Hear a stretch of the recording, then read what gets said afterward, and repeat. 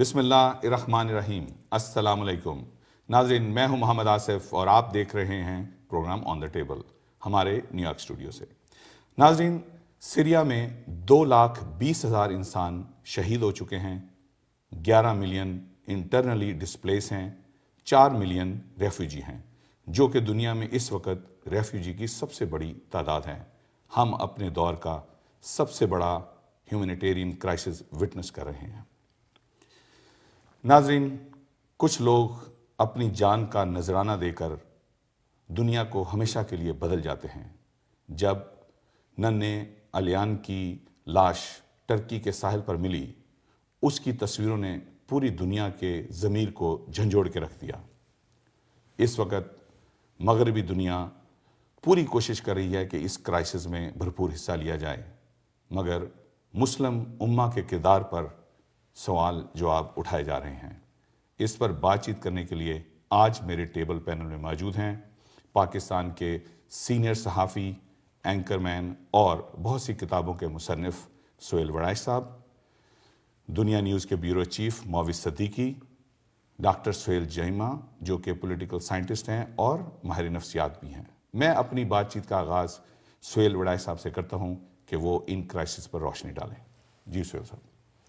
آصف صاحب، اگر پوری امت مسلمہ کو دیکھیں تو ایک تو معاملہ یہ طے ہے کہ ہم اپنے مسائل خود حل کرنے کی نہ ادراک رکھتے ہیں، نہ ہمارے پاس میتھڈالوجی ہے، اور جب بھی ہمارا کوئی مسئلہ پیدا ہوتا ہے وہ آؤٹ آف پرپورشن ہو جاتا ہے، اور پھر آؤٹ آف پرپورشن ہو کے باقی دنیا کو یہ موقع ملتا ہے کہ وہ انٹرفیئر کریں، اور بعض اوقات تو یہ ہوتا ہے کہ ہم اس مسئلے کو پھر نہ حل کر پاتے ہیں، حل کرنے کے لیے بھی مغرب ہی کودتا ہے۔ اب بھی آپ دیکھیں کہ شام ہے، شام کے مسئلے میں پہلے ساری خاص کر مشرق وسطیٰ کے بہت سے ممالک نے بڑی دلچسپی لی اور وہاں کی جو گورنمنٹ ہے اس کو اوور تھرو کرنے میں اور کچھ نے بچانے میں رول ادا کیا، لیکن اور یہ شروع کیا تھا بالآخر، اگر فرانس سے موومنٹ لیبیا میں جو معمر قذافی تھے ان کو ہٹانے کی شروع ہوئی تھی، یورپ بھی بڑا ایکٹیو تھا، لیکن بعد میں یہ سوچا گیا کہ شاید شام میں حکومت کو تبدیل کرنے کے بعد کی جو صورتحال ہے اس سے نمٹنا زیادہ مشکل ہوگا، تو ویسٹ نے حکومت تبدیل کرنے میں ہاتھ روک لیا۔ دوسری طرف وہی عرب ممالک جو بڑے ایکٹیو تھے، متحرک تھے، انہوں نے اس ہیومینیٹیرین کرائسس میں کوئی ان کا رول نظر نہیں آ رہا، اور حالانکہ ایک ہوں مسلم نیل کے ساحل سے لے کر طابہ خاکے کاشغر، اور اس وقت جب یہ کرائسس شروع ہوا تھا اس وقت ان کی دلچسپی کیوں تھی؟ اب اگر وہاں ہیومینیٹیرین پرابلم شروع ہوا ہے تو اب دلچسپی کیوں نہیں ہے؟ تو یہی وہ ہمارے مسئلے ہیں جن پہ رونا بھی آتا ہے، جن پہ دکھ بھی ہے، اور ان مسئلوں کا حل صرف یہی ہے کہ شعور آئے، سسٹم تبدیل ہوں، وہ حکمران جو صرف اور صرف جن کے دل عوام کے ساتھ نہیں دھڑکتے، جو جابر حکمران ہیں، ظالم حکمران ہیں، وہ تبدیل ہوں، عوامی حکومتیں آئیں، پھر ہی جا کر کہیں لوگوں کے ساتھ لوگوں کے مسئلے بھی حل ہوں گے اور عالم اسلام بھی کرائسس سے نکلے گا۔ شکریہ جی معاوض صاحب۔ دیکھیں، جیسے سہیل بھائی نے ایک بات کی کہ یورپ کے حوالے سے اور امت مسلمہ کا اس میں کوئی شک نہیں ہے کہ اگر کوئی ہماری کوئی خرابیاں ہیں تو اس کی ذمہ دار ہم ہیں، لیکن یہ کہہ دینا کہ جی صرف ہم ہیں اور مغرب نے ہمیشہ سولوشن دیا، ایسا نہیں ہے۔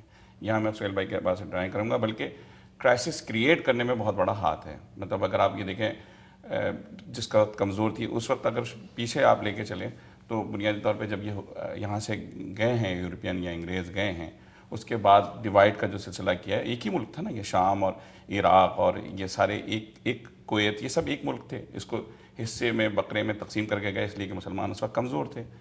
یہاں سے کرائسس شروع ہوتا ہے۔ پھر فلسطین والا جو معاملہ ہے، مڈل ایسٹ میں اگر آپ دیکھیں جو سب سے بڑی وجہ ہے اس پوری جگہ کی، وہ سب سے بڑا اگر ہم وجہ بنتی ہے کسی بھی چیز کی، یہ بنتی ہے فلسطین کے حوالے سے۔ تو اب اگر ہم سیریا کی طرف اس وقت آ جائیں، یہ ایک کتنی بڑی صورتحال خراب ہے اس وقت۔ تو پوری دنیا میں جیسے پوری دنیا میں 59.5 اس وقت جو ہے ریفیوجیز ہیں، جس میں سے بڑی تعداد مسلمان ممالک سے آ رہی ہے، اور یہ جو ہے صورتحال صرف اس وجہ سے کریٹ کی گئی ہے کہ یورپ، جیسے انہوں نے بات کی، آدھا معاملہ آگے روک دیا آپ نے۔ اس لیے کہ آپ نے اپنے مفادات سوچے. ایران سے دوستی ہو گئی تو اس کے بعد معاملات تبدیل کر دیے. لیکن ایک شخص, ظالم شخص, اس کا باپ بیٹھا رہا حافظ الاسد, اس نے پورے کے پورے گاؤں. آتے ہیں موسیٰ اس ڈیٹیل میں, پہلے میں آپ کا میں نے کہا اوور ویو لے لوں. جی ڈاکٹر صاحب. دیکھیں عادل صاحب بڑا انٹرسٹنگ ٹاپک ہے, اور آج کل کا جو ہر سوشل میڈیا اور سارے ورلڈ نیوز اور سارے جو میڈیا جو ہے اسی پہ فوکس ہے کہ سیرین ریفیوجیز کے اوپر. سب سے پہلے میں کچھ بیسک چیزیں بتانا چاہوں گا آڈینس کو, کہ بہت سارے لوگوں کو بیسک چیزوں کی انفارمیشن نہیں ہے. سب سے پہلے تو what is the difference between immigrant and refugee. Immigrant وہ ہوتا ہے جو اپنی چوائس سے دوسری کنٹری میں بہتر اپرچونٹی کے لیے سیٹل ہوتا ہے, ٹھیک ہے. And what is refugee? Refugee is a term that has been used for forceful flee from their native country to the different country for the religious, political or socially persecution. جبری migration جس کو اس کو ہم refugee کہتے ہیں. اب سیرین crisis کے حوالے سے جو سب سے امپورٹنٹ چیز ہے یہاں پہ آڈینس کو سمجھنے کے لیے کہ یہ ڈائنامک کیا ہے, یہ سٹارٹ کیسے ہوا. اس کا سٹارٹ جو ہے 2011 میں جب عرب سپرنگ جو تھا تیونس سے جو شروع ہوا تھا سلسلہ, پھر ایجپٹ پہ پہنچا. ایجپٹ میں Hosni Mubarak was thrown out by Morsi government, تو وہاں پہ یہ چلتا رہا. اس کے بعد یہ سلسلہ چلا وہاں سے تو سیریا میں آ گیا. سیریا میں جو تھا بشار اسد, ہی از اے ایلاوائٹ شیعہ جو کہ ہی از بین ان پاور سنس 2000, لیکن اس کے والد صاحب جو تھے وہ ڈیکیڈ سے 64 سے they have been in power in this country. Basically ہوا کیا کہ وہی عرب سپرنگ کا حصہ تھا. لیکن واٹ اساد ڈیڈ, اس نے ہی played this game very smartly. اس نے یہ کیا اس نے سنیز جو تھے, اچھا یہ سارے جو سیرین سے they been very oppressed and repressed by this Assad regime.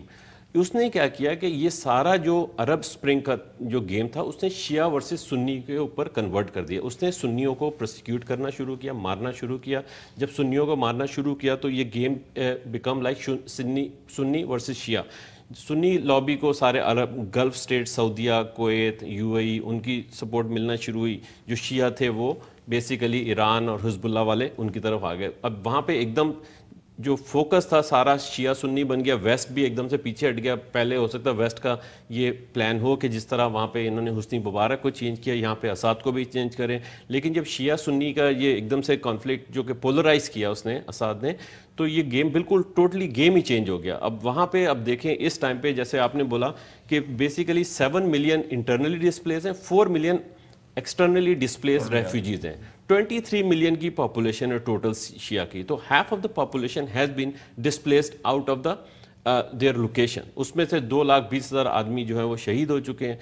obviously it's a big mess. اب یہ اس کو سالو کس طرح کریں گے, کسی کا کوئی انٹرسٹ نظر نہیں آتا. وہ لوگ جو ہیں بے یار و مددگار ادھر سے ادھر بھٹک رہے ہیں. ایسا ہی ہے نا جیسے پیچھے کھائی ہے اور آگے سمندر ہے. لٹرلی جو ہم بچپن میں مثالیں سنتے تھے وہ بالکل ویسے ہی ہے کہ وہ آگے وہ سمندر میں they willing to jump into the ocean. اور جیسے وہ ایلان کردی جو بچہ ہے 3 سال کا جس کی تصویریں پورے سوشل میڈیا پہ سرکولیٹ ہوئی ہیں, اور اس کو اسی کی بیس پہ اس نے ڈائنامک پوری چینج کر دی ہے. تو مووی صاحب آپ کو انفارمیشن ہے کہ مسلم ورلڈ کچھ کر رہا ہے؟ دیکھیں مسلم ورلڈ ایک بڑا مت یہ ہے کہ ایک تصویر آئی, اس کے بعد اینجلا جو ہے, اینگلا بھی کہتے ہیں جرمن میں, چانسلر ہیں, انہوں نے ایک اعلان کیا تو پورا یورپ کر رہا ہے. بھائی بنیادی طور پہ تو سب سے بڑا کس نے اس وقت کس کے پاس ہیں؟ 2 لاکھ لوگ جو ہیں اس وقت ترکی نے پناہ دی ہے. جو امت مسلمہ کا اس وقت 2 ملین 2 ملین 20 لاکھ لوگوں کو, ٹھیک ہے نا. اس کے بعد جارڈن نے دی ہے پناہ, 1.1 جارڈن میں, سوری نہیں, اس کے بعد لبنان میں 1.1, جارڈن میں 30,000. اچھا سعودی عرب کا 0 لکھا ہے, لیکن جو سعودی عرب کی اب وضاحت آئی ہے,